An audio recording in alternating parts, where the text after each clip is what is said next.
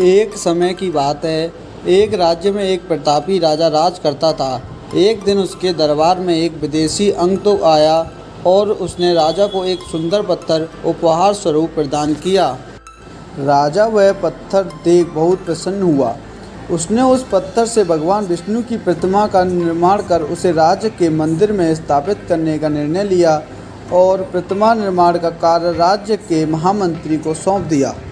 महामंत्री गांव के सर्वश्रेष्ठ मूर्तिकार के पास गया और उसे वह पत्थर देते हुए बोला, महाराज मंदिर में भगवान विष्णु की प्रतिमा स्थापित करना चाहते हैं। 7 दिवस के भीतर इस पत्थर से भगवान विष्णु की प्रतिमा तैयार कर राजमहल पहुंचा देना।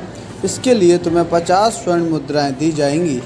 50 स्वर्ण मुद्राओं की बात सुनकर मूर्तिकार खुश हो गया और महामंत्री के जाने के उपरांत प्रतिमा का निर्माण कार्य प्रारंभ करने के उद्देश्य से अपने औजार निकाल लिए। अपने औजारों में से उसने एक हथौड़ा लिया और पत्थर तोड़ने के लिए उस पर हथौड़े से वार करने लगा, किंतु पत्थर जस का तस रहा। मूर्तिकार ने हथौड़े के कई बार पत्थर पर किए, किंतु पत्थर नहीं टूटा।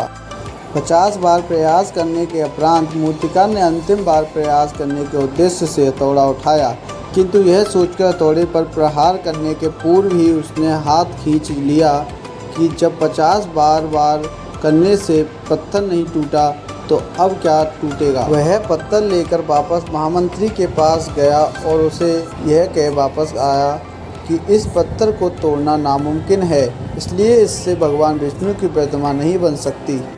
महामंत्री को राजा का आदेश हर स्थिति में पूर्ण करना था, इसलिए उसने भगवान विष्णु की प्रतिमा निर्मित करने का कार्य गांव के एक साधारण से मूर्तिकार को सौंप दिया।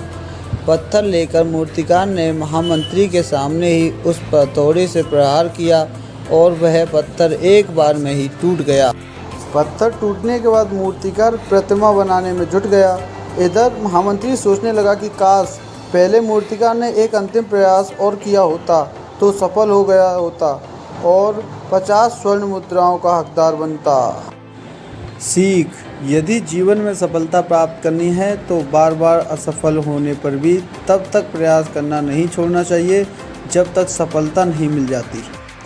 धन्यवाद। ऐसी ही और मज़ेदार वीडियो देखने के लिए हमारे चैनल को सब्सक्राइब करें और बेल आइकन को जरूर दबाएं। धन्यवाद।